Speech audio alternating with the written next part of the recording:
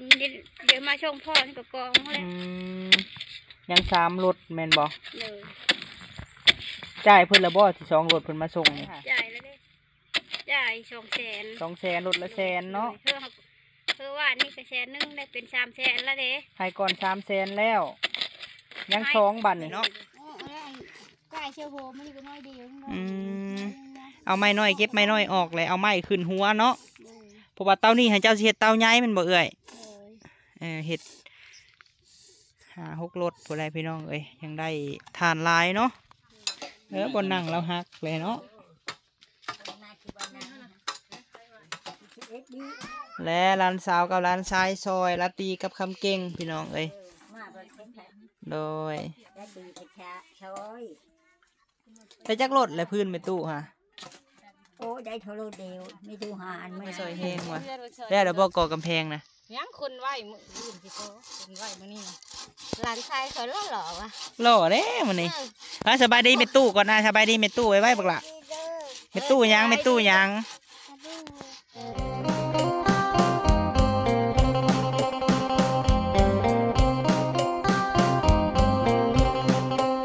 พี่น้องเนาะทักทายสบายดีสุขุสุคนเด้อพี่น้อง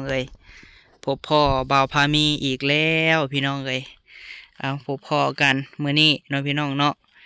เห็นไม้ใหญ่เสาน้อยพี่น้องเพิ่นมาส่งไม้ให้แล้วเนาะทอนบักใหญ่ๆพี่น้องบ่ฮู้ว่าจักรถแหละเนาะเข้ามาหาสาวแม่ห้างสาวแม่เลี้ยงเดียวคือเก่าเด้อพี่น้องยิงข่าวว่าเพิ่นสิเฮ็ดสวนพี่น้องเข้ามาอัปเดตเบิ่งก่อนเนาะเข้ามาถ่ายให้แม่ตู้บุญทวีเบิ่งก่อนย่างไปอาบน้ำบ่หรือไปใส่นะฮะสาวน้อยไปใส่นอป้าโธ่นำเอาลูกพี่น้องผู้ลงน้องซะเด้อน้องแห้งเลิกซ้ำเอาเนาะมามื้อนี้ก็มีสมอยคือเก่าพี่น้องโธ่เพิ่นเตรียมสิเฮ็ดสวนผักสวนครัวเพิ่นแปลนเติดบาทนี่เพิ่นสิปลูกผักพี่น้องเห็นเพิ่นทางป่าอุกถึกอยู่ว่านี่นำกับเสาแหลมเนาะไปนำเอาลูกว่าลูกยันลูกลงน้องสะแล้ววะเดี๋ยวถ่าเพิ่นมาก่อนพี่น้องโอ้มาแล้วบาทนี่ป้าโธ่ไปนำเอาลูกเอาเต้าระวังเด้อมุดน้องได้ผู้น้อยๆนี่ฮะไปพวมเป็นซ้ำปล่อยมาบึงดูฮะปล่อยอะไรอยากไปลงน้องเราได้หันน้องน้อยๆซ้ำฮะผู้สาวกระโปรงเหี่ยนมาพี่เด้อมาพี่เด้อ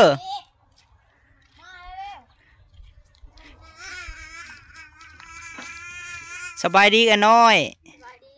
โดยมาแต่น้ำลูกบ่เอ้า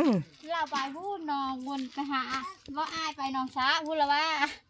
เบิ่งดีๆได้ลิฟลงน้องไหนมาพี่ไว้มาพี่อายเพิ่นไปอาบน้ำบ่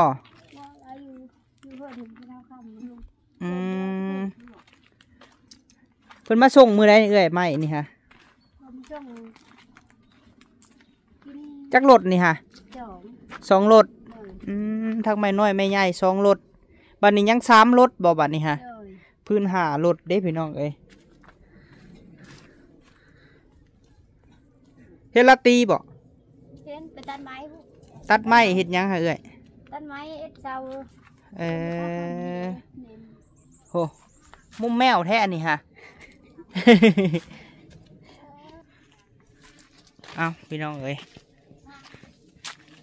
สิเฮ็ดหัวแล้วบะนี้เนาะได้ไม่ใหญ่เนาะเนาะสุดนี่เนาะเอาไม้ใหญ่มาให้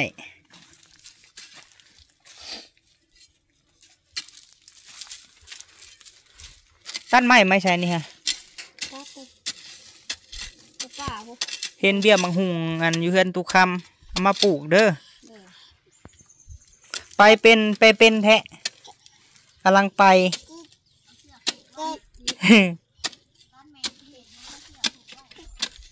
เมื่อไรเมื่อบ้านนะวันจันทร์บอกมือนี้วันเสาร์เนาะ มือฮื้อเมื่อบ้าน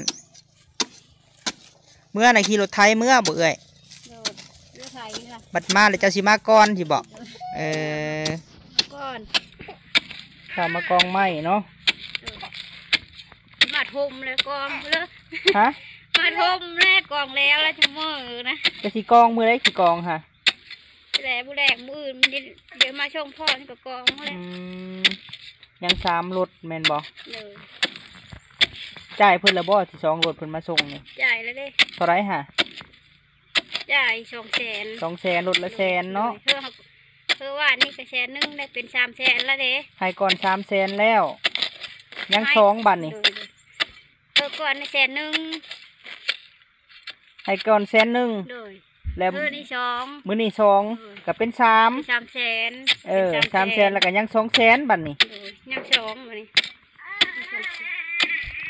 เอาดีๆได้ผู้บ่าวตัวได้จังหน่อยนี่ ให้3แล้วก็ยัง2เด้อ เลยโตแล้ว มาเด้อพี่ไปแล้วผู้ มึง มาเด้อย่านเด้อเห็นทั่วพี่น้องเลยระวังได้ผู้น้อยนะฮะจะไปหาข้าวลาตีบ่อนฮะเอ้ย เข้าข้ามไปตาไหนคนนั้นไปน้ำลาวพุ่นหรอวะไป จับเอาหน่อยเด้อปะนางเด้อไปแล้ว ไปแล้ว ก็ไปเบิ่งเลยลูกลงน้องเลย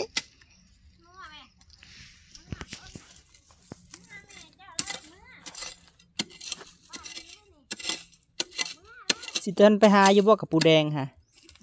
ซื้อเอาบ่มากับไปเฝ้าพี่น้องเลยไปไวมาไวเพราะว่าเพิ่นก็อยากเฝ้ามาทมทานเพิ่น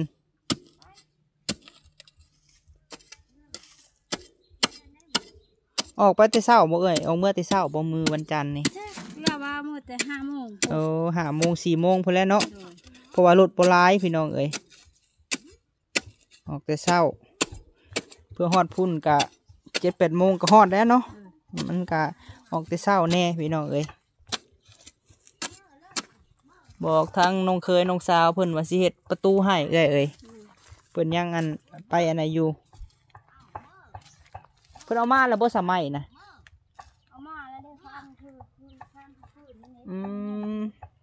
ไปซื้ออุปกรณ์มาแล้วพี่น้องเอ้ย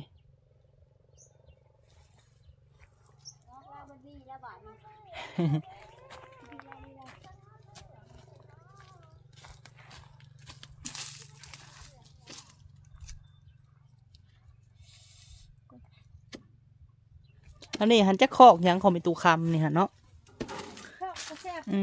คอกกระสอบ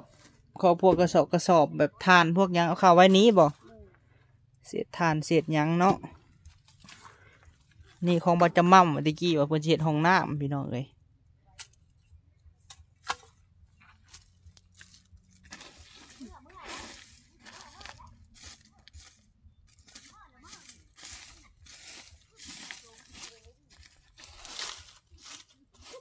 สิเอาหยังเห็ดฮาวนี่ไม่ไผ่บ่หาตัดเท่านี้มาใส่บ่งามอยู่ดอกเนาะอันแบบกี่ทานพี่น้องเลยเป็นจุดทานจุดเศษทานสีหยังมีไผ่มีทานแถวเหนือหน่อยไผ่ขวดทานแถวนี้อยากได้ทาน จะแหล่หมดละบ่มีตู้ค้ำกับเบิดบ่ อันนี้ตาตู้ข้ามยังน่ะนี่ของยังวัดกันทั้งหมดทุกคนน่ะยังก็ยังไม่เท่าข้าม เอาอยากได้ไปใส่ห้องน้ำ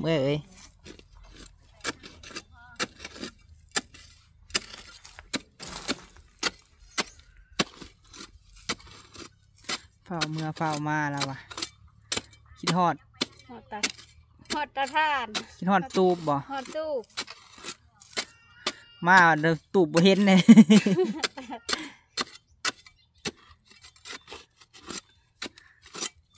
คันว่าบ่ได้ปอนบัตรนี่ก็สิบ่เมื่อบ่เอ่ย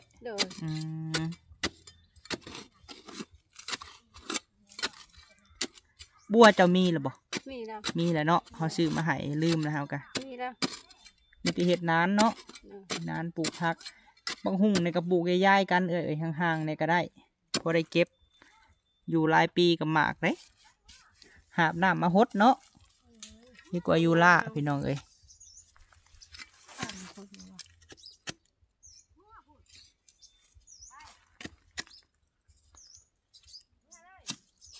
ขุดคุมไว้ให้รายการตัดมาใส่หาลักใหญ่ๆเนี่ยมาใส่ พร้อมแก้พร้อมแก้พื้นอยู่กันไหม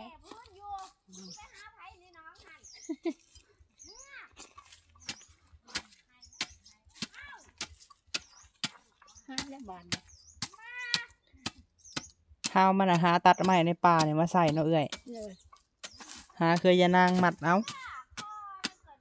บ่ได้ปลูกพักกินพี่น้องเอ้ยไม่ตู้เพิ่นก็ให้แห้งให้ปลูกอยู่ขุดอัน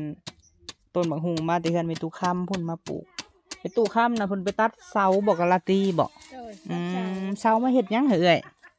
เสามาเพิ่นเอ็ดปลูกตู้เอ็ดหม้อตู้มันใหม่มันหักบ่ลาตีเลยพาไปกับเบาเก่งบ่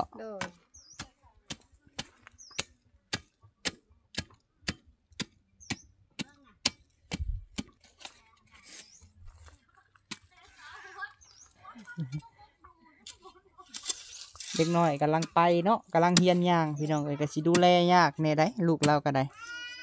มีตู้แห้งว่าให้เห็ดคอกคังไว้มีตู้วะเป็นกินข้าวแล้วบอกคือไห้แท้กินแล้วเพิ่นอยากไปนะมีตู้ค่ำกับลาตีพี่น้องเอ้ยเป็นติดลาตีไห้เลย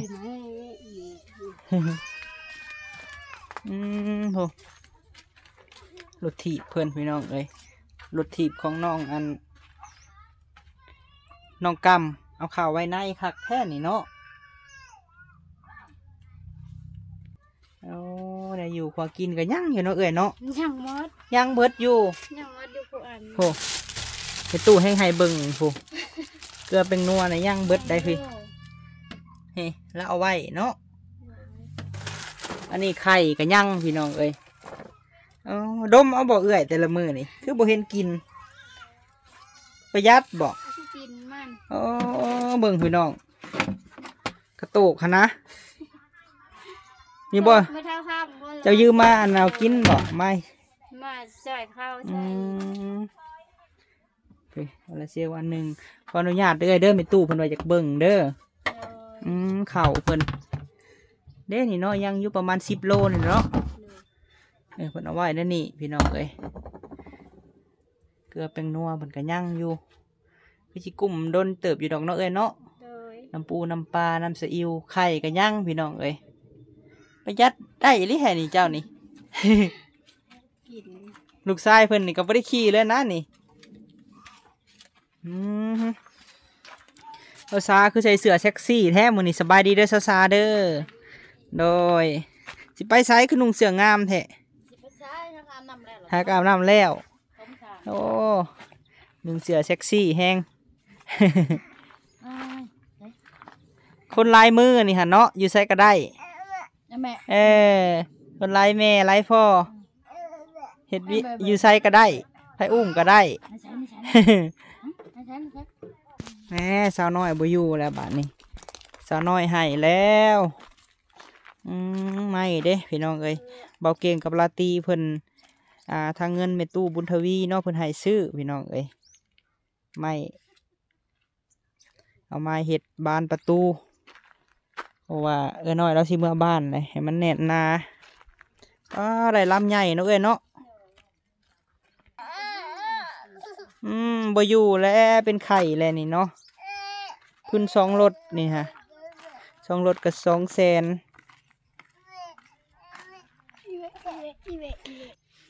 ไม่ใหญ่มานำลังได้เอาออกแล้วเนยหน่อยเนาะไก่เชียวโหมันอยู่น้อยเดียวเอาไม้น้อยเก็บไม้น้อยออกเลยเอาไม้ขึ้นหัวเนาะเพราะว่าเต้านี่ให้เจ้าเห็ดเต้าใหญ่มันบ่เอื่อยเห็ด6 รถผู้ใดพี่น้องเอ้ยยังได้ทานลายเนาะได้ทานลายแน่เพราะว่าอันเห็ดเต้าใหญ่ก็ได้ทานลายมื้ออื่นบ่จะสิกองนี่เอ้ย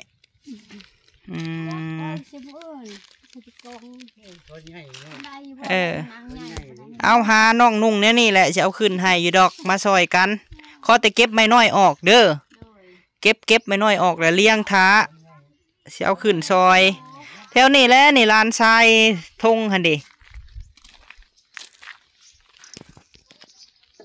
เก็บขึ้นให้มันได้ลายเขาแห้งอยากให้เจ้าได้ลายสอบน้อยเอ้ย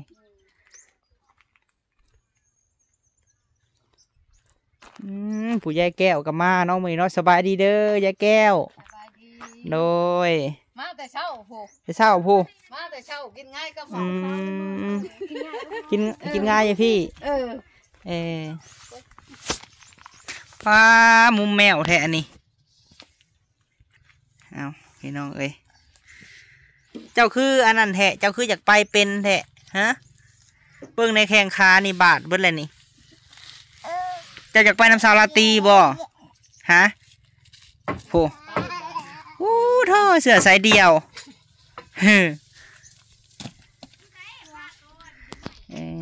เอาซะเป็นไรกะมีแต่ว่าอันเอาไว้น้อยเอ้ยก่อเฮือนพื้นไว้เด้อไม่ใหญ่เอาขึ้นบ่ได้เฮาก็สิมาซอยยกให้ดอกกับสาวลาตีคำเก่งเลยเพราะว่าน้องก็อยากให้เอื้อยได้เต้าใหญ่ๆอยากได้ทานหลายเต้าก่อนนี่ทาวาตีเป็นเงินบาทพี่น้องเอ้ยได้อยู่ประมาณ800 บาทเนาะเอ้ยเนาะแต่ว่าคือ800 บาทนะเผาเต้าหนึ่งนี่เพื่อสิได้พี่น้องเอ้ยก็น้อยนักเนาะจิจะได้คือปุตตะคูณนี่ก็โอ้ได้2,000 กว่าพุ่นแหละเนาะคันตีเป็นเงินบาทก็ได้เอ้ยก็เพื่อสิได้เต้าใหญ่แล้วพี่น้องเอ้ยไปตู้ก็ฝากความมาบอกอยู่ว่าให้เห็ดเต้าใหญ่เลยก็บ่ให้คายทีละสอบเด้อเสื่องไว้ขวดเลยกะเอาดีใจบ่น้องเขามาหาดีใจบ่ได้คิดเนาะว่าสิรู้จักกันเนาะจากมือนั่นฮอดมือนี่พี่น้องเอ้ยมือที่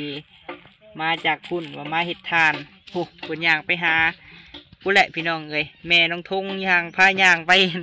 ตูบตุคำพุ่นเนาะเลือกแรกก็ได้อันนี้หันเรามีชีวิตชีวาที่ดีขึ้นพี่น้องเอ้ยสามารถต่อยอดได้จะดีผู้ใหญ่ไล่ทานกันย่องได้จากบริเป็นอ่านชื่อดอกเพิ่นอ่านเพิ่นเขียนในคอมเมนต์ช่องเฮาเพิ่นกันย่องเจ้าว่าเจ้าหันดุมันขยันเลี้ยงลูกเลี้ยงเต้าใส่น้องกำไปใส่จักไปดินล่ะไปหามากระทันนะนั่นเพิ่นบอกเป็นย่างเพิ่นบอกบ่ได้ไปหูดยานางเนาะมื้อนี้เพิ่นก็ได้เท่านางเพิ่นบ่ได้ไปบ่เราพัดพื้นได้กองพื้นแล้วเด้โดยป้าผู้ดองค่อยมาเลยดองแรมมาเลยเดี๋ยวเบิ่งในอ้ายมาเลยผู้ไอเทลผู้ไผเทลจะมาใส่รถแดงขู่ใจเนาะสบายดีเด้อบอกเก่งเด้อลาตีสบายดีโดยเอาพี่น้องเอ้ยไม้ตัดไม้บ่บนนั่งเราหักเลยเนาะ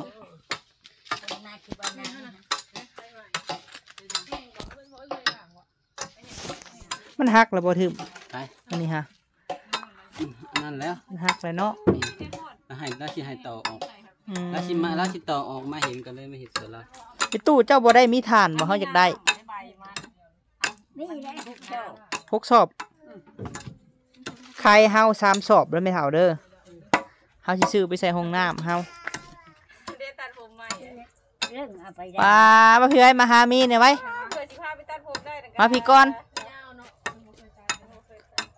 ค่าโรงเรียนบ่ไหมครับใช่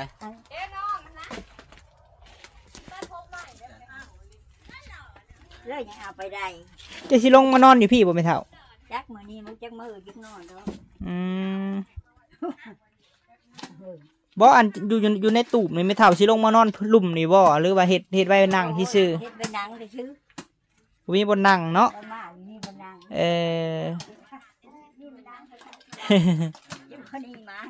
โดยและร้านสาวกับร้านชายซอยลาตีกับคำเก่งพี่น้องเอ้ย มาบนเส้นแผ่น โดย ได้ดีไปแช่ช่อย แต่จักรถและพื้นไม่ตู้ค่ะ โอ้ได้เท่าโลเดียวไม่ดูหาอันเมื่อนั้น เห็นเท่าทงเพิ่นแก่ให้เจ้าอยู่ไม่เท่าเอ้ย นั่นแล้ว โดย น่าจะได้อีกอันแต่ครูจ้าเธอได้ชงรถ จองรถเพิ่นเอาน้ำรถเท่าไรให้ไม่เท่าร ถเชนนะ รถละแสนเนาะอ้าวถือว่าซอยๆกันพี่น้องเอ้ย กันนะ โดย ได้ สาวแอนนาเอ้ยบ่ฮ้อนบ่อยู่ในผู้ฮะ ได้ให้เท่า ยังอยู่อยู่บ่อยู่ในเพิ่นบ่เฮ็ดแต่เกิบนอนตุ่มผ้าบ่จักนี่เนาะ ก็อยู่จน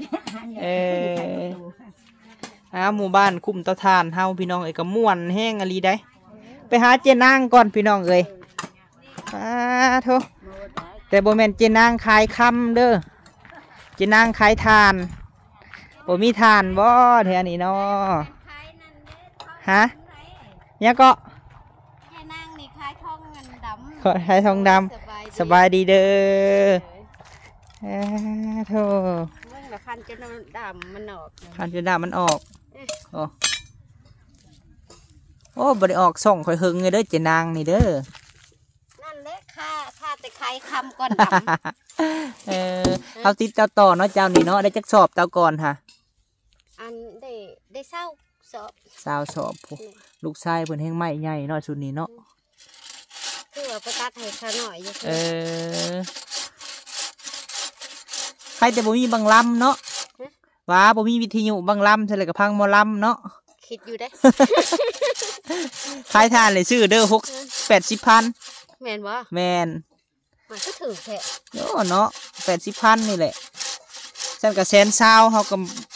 ลืมได้ซื้อตอนน่ะฮะ พอได้มีหมูอันเขาป่าเขาดงอยู่ได้ แมน มันขดมันเข่าว่าได้ บ้านไว้ได้เซาแลมเว้ยบ้านไว้คักๆเนาะ มาซอยแห้ง มาซอยแห้งว่ะแล้วเดี๋ยวบ่ก่อกำแพงนะ ยังคนไหวมืออื่นสิโตคนไหวมือนี่นะ หลานชายเขาหล่อว่ะ หล่อเด้มื้อนี้สบายดีเม็ดตู้ก่อนนะสบายดีเม็ดตู้ไว้บักล่ะเม็ดตู้ยังเม็ดตู้ยังดังๆดูแม่ตู้ยังก่อนลูกแม่ตู้เทวีจักรสื่อมันได้ แต่ละบักเที่ยวแล้วมาเที่ยวแล้วมาตัดสวยขนาด เฮ็ดอันใดจังอยู่ว่าตัดผมได้นี่ ตัวว่าสิชื่ออันวุ่นให้กิน อย่าผ่าได้ หล่อแล้วบัดนี้เก๊กหล่อก็หล่อแล้วนี่ หน้าเห็ดกุปูลู เห็นบ่น้องนะน้องน้อยอยากลงน้องสระเห็นบ่กินนี่เห็นบ่ น้องอยากลงน้องค่ะ น้องน้อยอยากลงน้องสระผู้ได้หะ ไปกับไผ่น่ะไปผู้เดียวโอ้ระวังเด้ออย่างเป็นไปได้เลยดูดมามันนี่ เอาแล้วสำนีกอะ เพราะอะไรวะตัวนี้เรื่องตัดคืนนี่โอ้มาเลยเพื่อน มาแข่งเราแล้วนี่ตะกี้อันข่อยกับน้องสาวปานางแย่แต่งเจ้าบ่ได้สู้ข่อยดอกเรื่องตัดไม้ฮะตัวใดมันค่าขึ้นเทิงผู้ใดเฮาจ่อยผู้ใด ขึ้นดึงลงว่าขึ้น ขึ้นพันเฮ้ย เด้อคอยชิว่าคือพัน เมื่อนั้นได้เจ้าอัดคลิปอยู่อะ อัดอยู่ อันคอยหนุ่งผ้าถุงไปเนาะคอยก็ขึ้นงานชั้นสูงคือเจ้าว่าใครแต่มันหนุ่งกางเกงขาสั่นเนี่ย บ็อกเซอร์ แมน สิในอยู่เทิงผูกคนมันลงมา สั่งว่าเนาะคอยเลิกลาบ โอ้เขาเคยตกน้ำไหม้เท่าไรเถื่อได้ปะนาง คอย เลย รับประกาศหนุ่งสินผ้าป่าเนี่ยนี่ค่ะพวกคนหวงไหวได้อันนี้ เล่นก็สบายเนาะ อ้าวคนแทมคนมาสินอยู่เทิง เป็นไปเบิ้ลแล้วนุ่งสิน ลงมาแล้วก็นั่งหัวคนเดียวเขาเลย นุ่งส่งได้ส่งคันฮัดโลดไปตัดไม้ฮะ ว่าสิมามือเศร้านี่ว่าสิมาแต่เศร้าแล้วก็หมูที่เข้าป่าเช้าซากับทมทานปลาบนกับเมื่อยก็แล้วบ่ได้ไป เริ่มมาเห็ดเวียกจะกองสิ เกือบเห็นแต่เช้าเข้ามาแต่ แม่นนอนบ่รับเด้ เห็นเกือบ เจ้าด้านนอนบ่รับนะ ตัวใหญ่ๆนะอยู่เรือนนะเกือบผูใหญ่ๆแม่อยู่ในคันไดครับเรือนบ่เห็นคน นอนบ่รับว่าเป็นหยังตีกองเด็กมื้อคืนนี่นะ วันศิลบ่ วันฉินมื้ออื่นก็ดับแหละ บ่มื้อนี้14เนาะมื้อนี้เนาะ แล้วก็คิดเนาะเสียงกันเพิ่นตีกองเด็กคือสิเพิ่นสิหยังกระบวนอยู่ มื้ออื่น15ค่ำเนาะปะนาง แ โดยเอาอยู่ดีไม่แห้งที่พากันไปวัดพี่น้องเอ้ยมื้ออื่นเช้า เจ้าก็อยู่ใกล้แล้ว แมน มีจะสั่น อีกหนึ่งก็คือไม่ได้เข้าป่าเข้าดงเด้ พักผ่อน แม่ มันสินดับสินใหญ่เลยก็ยึด วัดป่าเฮานี่แหละเนาะวัดป่าบรรทัดนี่แหละพี่น้องเอ้ย เนาะ โดย แต่ว่าจะให้พิษนัดกันแล้วกัน ยักษ์เขาได้ยินแบบเขาเว้าแบบเว้านิทานเนาะผู้หนึ่งหันแบบว่าอันหนึ่งข่าวถ่าวะเอาเห็นเพิ่นว่าในเฟซทันดอกว่านิทานว่ะนัดกันคักแน่ว่ามื้อเช้าพัดลืมว่ะ ก็คิดว่าแล้วได้คอยนี่แล้วผู้นึง อุตส่าห์ผู้หนึ่งนะอุตส่าห์เตรียมเครื่องเตรียมของถ่าแล้วว่ะ ผู้นึงทำมาเข้าจะหนึ่งเด้อว่ะ ไอ้ปุ๊กแล้วว่าลืมตื่นว่ะ ลืมตื่น เอ้ ไปแล้วมัด ย ดอก เนาะ ไม้ให้พ่อม เออ เพื่อนเพิ่นไปวัด เอาเนาะ มันได้แซวนั้นเมื่อยเนาะ ให้สิแล้วมาแล้วเขาก็เห็ดบ่ได้ว่างมืออ แต่ ยู่ พื้นเขาถือไม้ตัวพืชๆในกับเพื่อสิ แมนเอาพี่น้องเอ้ยสิได้ขอจบคลิปก่อนเนาะสบายดีเด้อบัดทุกคนเด้อ สบายดีเด้อ โดยเอาสบายดีปะล่ะ ยังไม่ได้เด้อ โดยเอาพี่น้องเอ้ยเขามาเยี่ยมมายามเพื่อน้อยแล้วก็แวะมาพี่น้ำพี่น้องเอ้ยขอบุญขอบคุณแม่ตู้วีหลายๆเด้อเนาะสดซอยน้อยเขามาเอาสิได้ขอจบคลิปก่อนพี่น้องเอ้ยพบพ่อกันคลิปหน้าน้องมาถ่ายให้แม่ตู้เพิ่นเบิ่งพี่น้องเอ้ยเพิ่นกำลังได้ฟื้นไม่ใหญ่เนาะขอบุญขอบคุณแม่ตู้หลายๆเด้อเนาะสุขภาพแข็งแรงพบพ่อแต่สิ่งดีๆเข้ามาเนาะเฮ็ดอันใดก็ขอให้แม่ตู้เป็นโฮมโพโฮมไซให้ลูกให้หลานเนาะโดยไปสำหรับคลิปนี้พี่น้องเอ้ยไปแล้วเนาะสบายดีเด้อ